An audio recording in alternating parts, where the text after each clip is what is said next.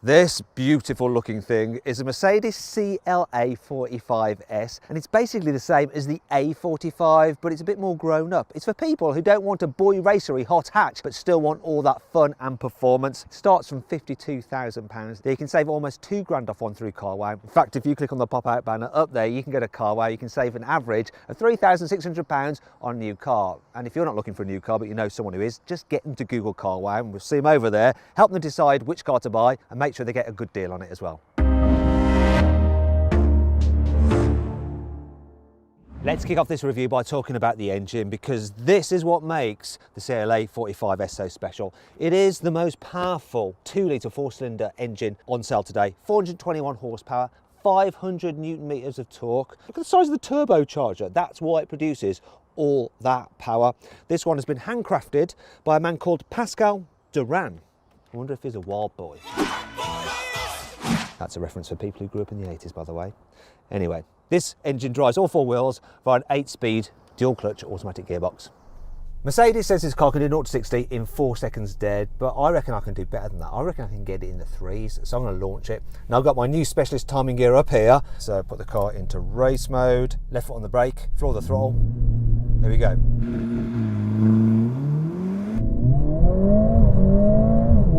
Yeah, that's quick. We've got a time, people. We have a time. Check this out, right? Come on, come off it. I'll let you see it for yourselves. There we go. 0 to 60, 3.7 seconds. Not sure why you need the extra 4 cylinders of the C63, other than having more is good, because this car is well rapid. This AMG gets the biggest brakes fitted to any CLA. So you've got 360mm discs at front, 330 at the back, and the caliper gripping this front one has 6 pistons in it. It's huge. It looks really cool as well in this red. That's not going to make it stop any quicker. It just works well with this white paint. Now I'm going to do a brake test from 70 miles an hour. When I reach the cone, I'm going to do a full emergency stop and use my specialist timing gear to see how long it takes me to come to a complete standstill. Let's go for it.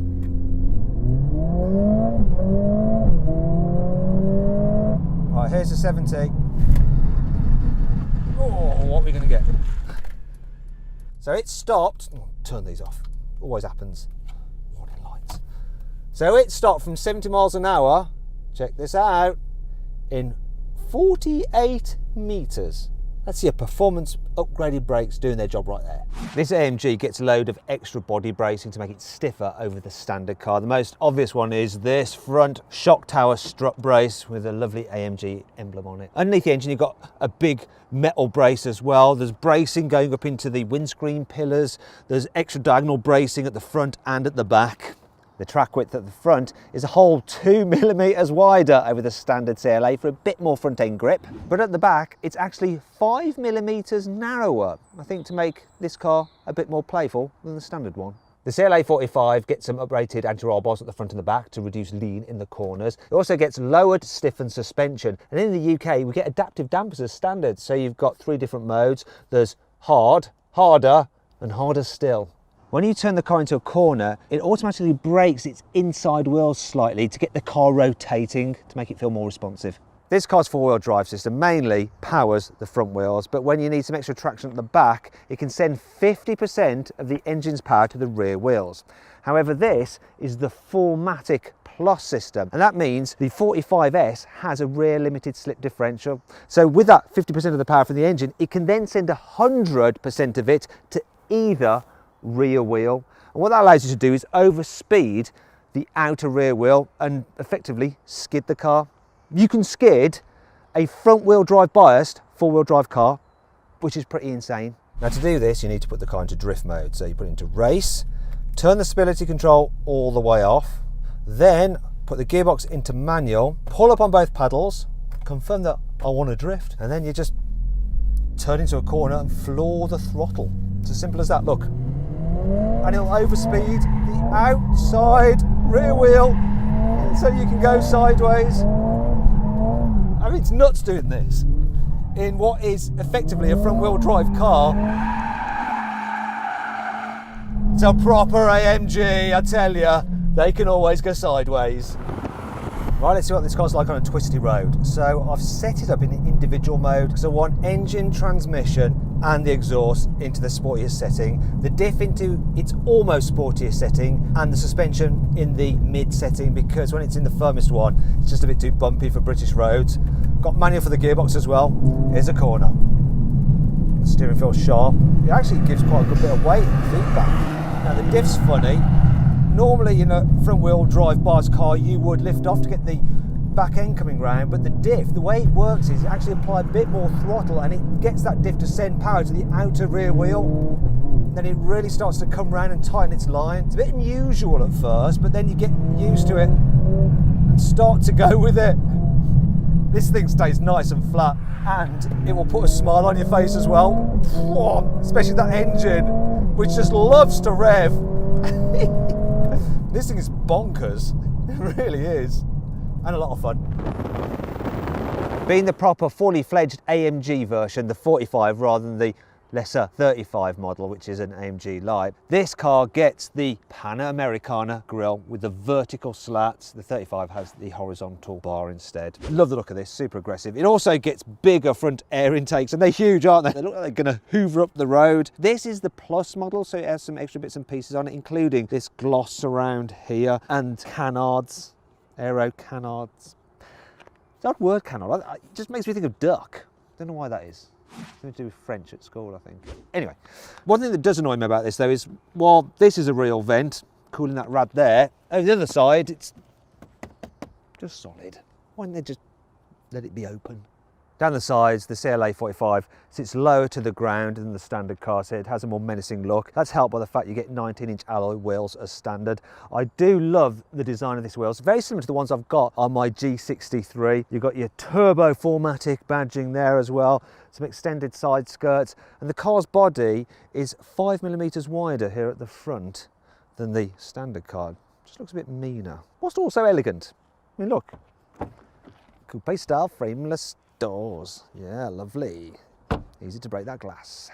Here at the back, the CLA 45 has deeper, more aggressive rear bumpers to the standard car. And as you can see, look, it's got a diffuser, like a racing car. I'm not sure just how well this diffuses the air, whether it actually has any benefit other than just looking pretty cool. You got your CLA 45 badging there and the AMG over the other side. And this being the Plus version, it gets this little, I say little, it's actually quite large, boot lip spoiler. Though it sort of looks like the upturned brim of a jockey's hat. Can you see that?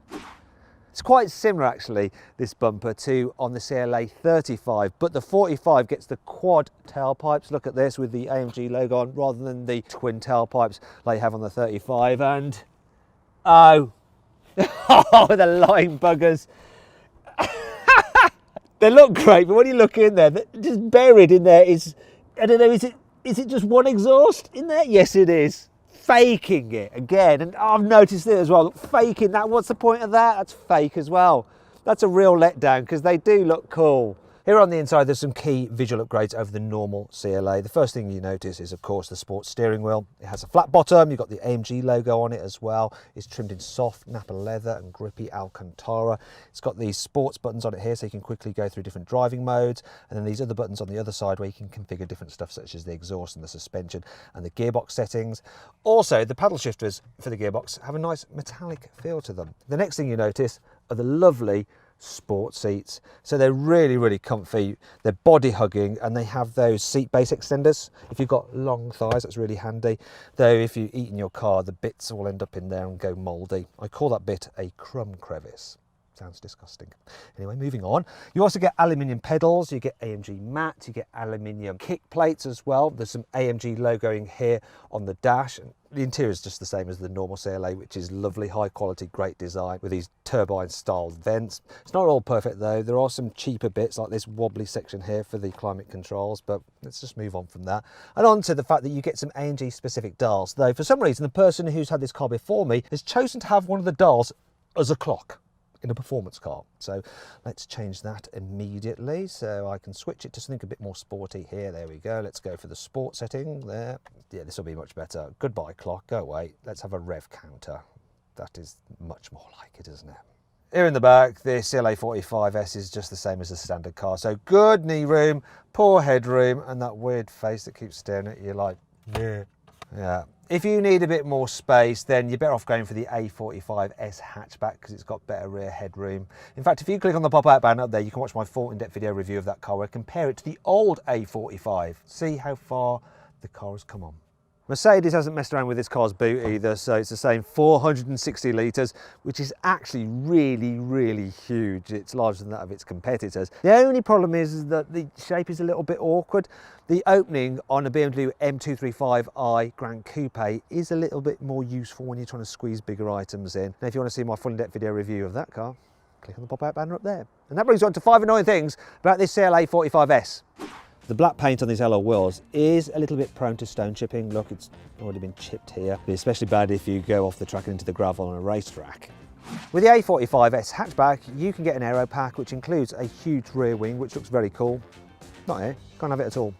This is as big a wing as you can have. Due to its slightly larger body, the CLA 45 is 40 kilos heavier than the A45, and weight matters in performance cars. As a result, it's 0.1 of a second slower to 60 miles an hour. There are only 2 standard paint colours, yellow and white. The rest are £600. Now you might be thinking, I don't mind, this white looks really cool. Yeah, this white is actually metallic, and so this is £600. The wide design of these seats means that kids in the back are going to struggle to be able to see out forwards and where they're going, so they're more likely to get car sick. Also, when they get bored because their iPads run out of battery, they're going to be able to just jab you in the neck through these holes, and that'll really do your head in. It's not all negative though. Here's 5 good things about this car. This new CLA uses roller bearings in its turbocharger, so it spools up quicker. There's also this duct which feeds air over the engine and over the turbocharger to help keep it all cool. And the engine has a closed deck design so that it can cope with 2.1 bar of boost pressure from that big turbo without exploding. In the UK, this car gets a sports exhaust as standard, so it's got a valve in it, and at the press of a button, it'll open to make the exhaust a little bit more raucous. Also, the car doesn't have a soft limiter, so you can rev it all the way to red line when you're stationary to act like a total hooligan. Can't do that with an Audi. The only thing is though, this new CLA doesn't sound quite as good as the old CLA 45 because of noise regs. Most fast Mercedes are electronically limited to 155 miles an hour, and if you want to make them go faster, you have to pay some extra cash. Not so with the CLA 45S. It can do 174 miles an hour as standard. Being an AMG, you get specific AMG performance data in the infotainment system and track pace. It can time you around certain tracks, so it's got some preloaded there like that, or you can import ones if they're not on the list. It also has a drag race timer, more suited to someone like me, where you can do your 0 to 60s and your standing quarters, and then telemetry if you're a real geek. These seats you get with the Plus Pack not only have a massage function, but they've actually been approved by the AGR, German Spinal Health Organisation. Sporty and comfy. But what is the CLA like as a daily driver? Well, I'm going to put it into comfort mode, slackening off the suspension, reducing the throttle response, making the gearbox a bit more chilled, everything in automatic now. It's fine. You do get a bit of tyre noise, no wind noise really. These seats, even though they hold you firmly in place when you're cornering hard, they're also supremely comfortable over longer journeys. As for the engine and gearbox combination, well, let's just check it out. So here I am, peeling along around 50 miles an hour. Yeah, minding my own business. Then all of a sudden I decide that I need to overtake someone or something like that. Floor the throttle. Gearbox, see that? Right on it. And now it's hauling. Woo! Do that too often though, you are going to affect the economy, so I'm averaging 26 miles per gallon. It's supposed to do a bit better than that, over 30. Though, when I haven't been hooning it, it has managed over 40 at times, which is pretty decent. You know, if you nanny this, it could be quite economical, and then when you need it to be, yes, batch crazy. I like this, I really do. The CLA 45S comes as standard with the largest infotainment screens in the car, so none of the piddly small ones you can get on some lower models down the range. You also get satellite navigation with augmented reality sat nav, so it uses a live camera feed which can beam that image onto the screen and it superimposes directions over it so you don't make a wrong turn. Really cool. You also get the ambient lighting, which has 64 different colours to choose from, so you're going to be forever fiddling with it. Undecided. There's also dual zone climate control, you get front and rear parking sensors and an auto park facility and keyless entry and go. If you pay an extra £6,000, you can get the Plus pack, and that includes LED adaptive headlights, the electric massage seats, you also get a Burmester stereo and traffic sign recognition and blind spot warning. But which version should you go for, the normal one or the Plus pack? And what deal can you get? Well, I'm just going to plug the details into CarWow of which model I think you should go for. And I've got a decent offer back, with a bit of a saving. If you want to see what it is, you know what to do. You're going to have to click on the pop-out banner up there. I want your clicks.